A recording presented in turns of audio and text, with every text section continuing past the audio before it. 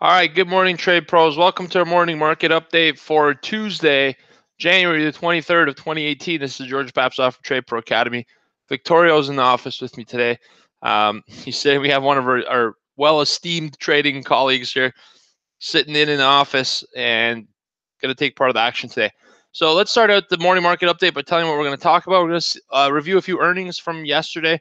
We're going to also look at Davos. So the world's business and political leaders are heading over to Davos for conference. I'll tell you who will be there. A reaction to Donald Trump's announcement that he's going to slap a 30% tariff on imports on solar panels. So I'll talk to you about who's going to benefit from that, who's going to lose. And Netflix earnings today is the name of the title of this morning market update, and why Netflix exploded higher and what I think you should do next as a trader. All right, so let's get into it by starting with their morning market update and the key earnings of yesterday. Halliburton's up 6.4% after smashing earnings and upbeat expectations on oil recovery. Netflix up 8.3% to all-time highs after some really strong results, and Wynn Resorts up 8.7%. So we had a series of really good earnings numbers come out yesterday, and that helped to boost some of the market sentiment overnight. All right, because three of those companies reported after the closing bell. In markets, in Asia, Japan's up 1.3%, Hong Kong's up 1.7%, China up 1.3%, and India up 1 percentage point. So very strong momentum going into the Asian session. Really strong equity markets. They pushed higher into all-time highs in the overnight trade, and that was driven by some bullish sentiment to end the U.S. session. So what typically happens in markets is once the U.S. opens and has a really green session, that will spill over into the Asian markets. The European markets, which open at 3 a.m. Eastern time, are a lot bigger. There's a lot more volume and volatility, so they don't tend to follow through as much. They, in fact, oftentimes reverse momentum. So here it is for you. In Europe at midday, London's up 0.1%, Paris is flat, Frankfurt's up 0.6%, and in the United States here, Dow Jones is down 0.1%, S&P is down 0.2%, while NASDAQ is also down 0.1% and trending lower. So we've erased all the gains from the European or from the Asian session in the European session, and now we're down to pretty much where we left off at the end of yesterday's trading, which was still very bullish, but we're cooling off a little bit here on the momentum, at least temporarily. All right, crude oil's up 0.5% to 63.79.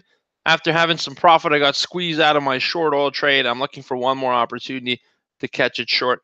All right, gold futures up 0.4% as well, while Bitcoin is down 5.5% to 10,178 and trending lower. This was on news that South Korea wants to implement a tax rate. We talked about that yesterday, to 20.4% on all Bitcoin earnings. That's going to lead to some selling at some point as traders who have those profits sell some in order to be able to pay off their tax liabilities. In fact, if you do the math, you got to get 20% profit earnings, and you're going to probably sell 20% of your crypto position to pay for that tax. All right, so could the market go down 20%? That's not what I'm saying, but we posted a really good Instagram video or picture rather with some analysis on where we think the next support level is. You guys want to check that out? Head over to Instagram, and the handle is Trade Pro Academy. We'd love to see you there as well. All right, today's economic calendar, we have the Richmond Fed Manufacturing Index at 10 a.m. We have the results of a 26 billion two-year auction at 11:30, and at 6:30 p.m. Fed's Evans is going to speak on the future of monetary policy, embracing the unconventional. If you guys want to watch that, it's at 6:30. I'm not. I'll be as far away from the markets as possible by then.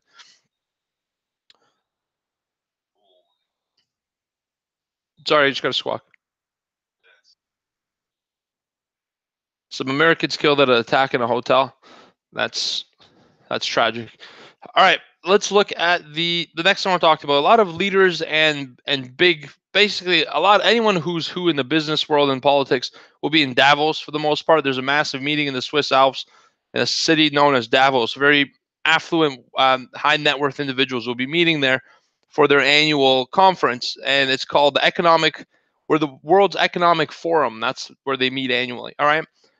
The official theme of 2018 this year is this: build a shared global narrative, and this conference is called Creating a Shared Future in a Fractured World. I'd love to sit at some of these meetings and just hear what some of the more higher affluent people think of the general population. Be a very interesting meeting to participate in, I'll tell you that much. All right, Donald Trump will be the first president to attend this since Bill Clinton in 2000. Obama never went. not a single time. Donald Trump will go, the first president since 2000. All right. He's going tomorrow and returning on Friday. Why that's significant is you could expect to hear some talk and chatter in that group setting, and that could set the tone for some future developments, some innovation, some updates, and information tends to come out of this meetings that wasn't previously available. So look out for that. That happens starting today. Right now, the city is snowed in. There's a massive snowstorm, over 6 feet of snow in Davos at the moment. It'd be really interesting to just be there for this week. I don't know where my invite went. I was waiting for it. Gonna have to call them. All right, U.S. trading partners are reacting to news from yesterday that Donald Trump is planning to throw, or has thrown, a 30% tariff on the import of solar panels, which is then reduced after the first year to, I believe, 19, which is still very high. All right, China called this an outright abuse, while South Korea will file a formal complaint with the World Trade Organization, WTO, while Mexico said that it will use all legal means at its disposal to ensure the U.S. meets its international obligations. So basically, nobody's happy about this. There's a lot of stocks that are going to benefit from this and a lot that are going to go down. Rather than read them out, there's probably about 4, 8, 10, 12, 16 shares that you got to, or companies you have to watch that are going to benefit from this. Obviously, solar panel makers could get hit on this news, and you have to follow it. There's a lot that have gone up and gone down as well. Rather than read them out, I'm going to invite you guys to check down at the subscription in about 10 minutes, and we'll have them put there for you. All the stock symbols are going to be impacted by this news.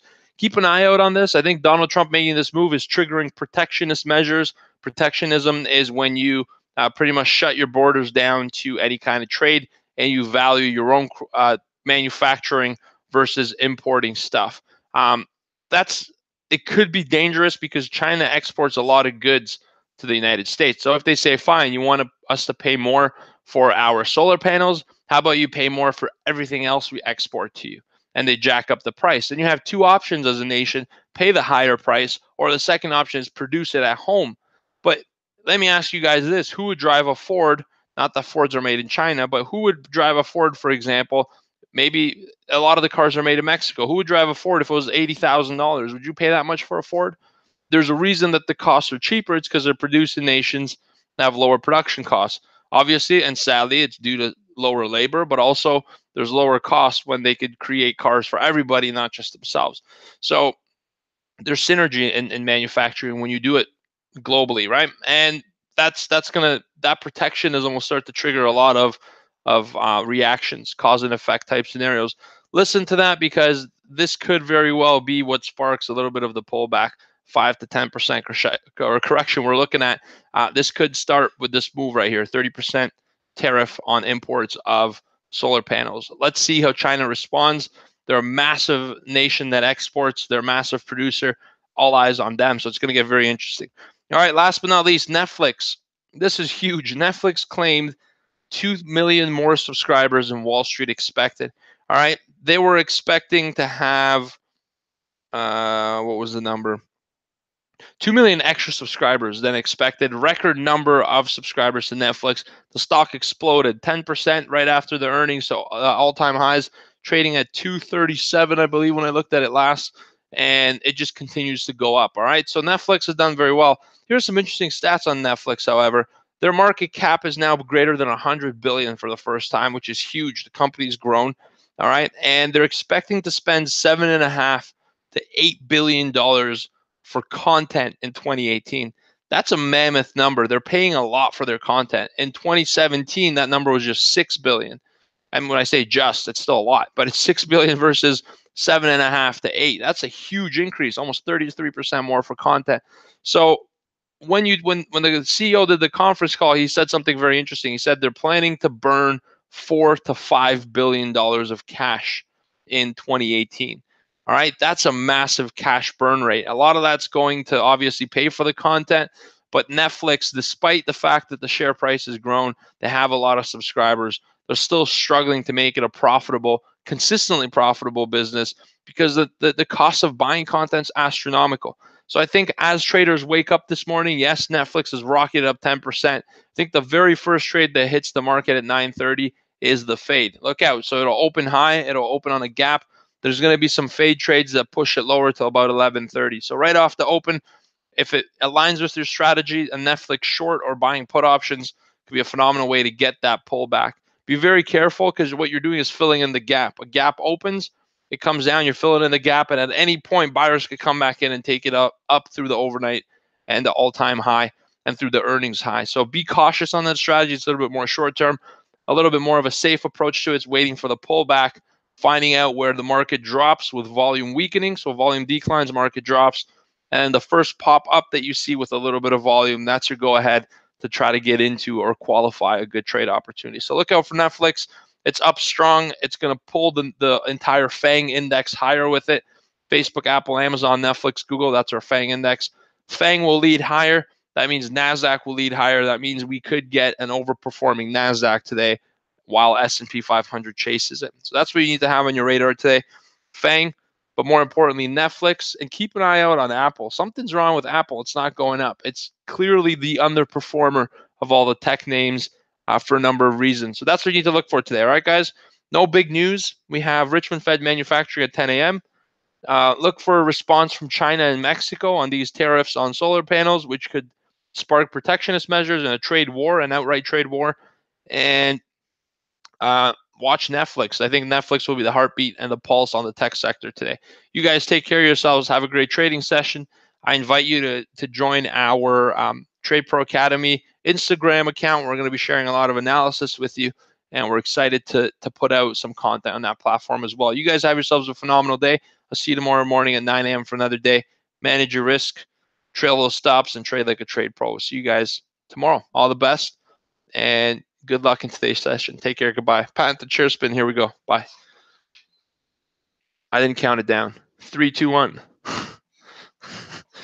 All right, trade pros. Let's do this. Let's map some levels and make some money today. Let me just end the YouTube broadcast. Thank you, YouTube. Take care.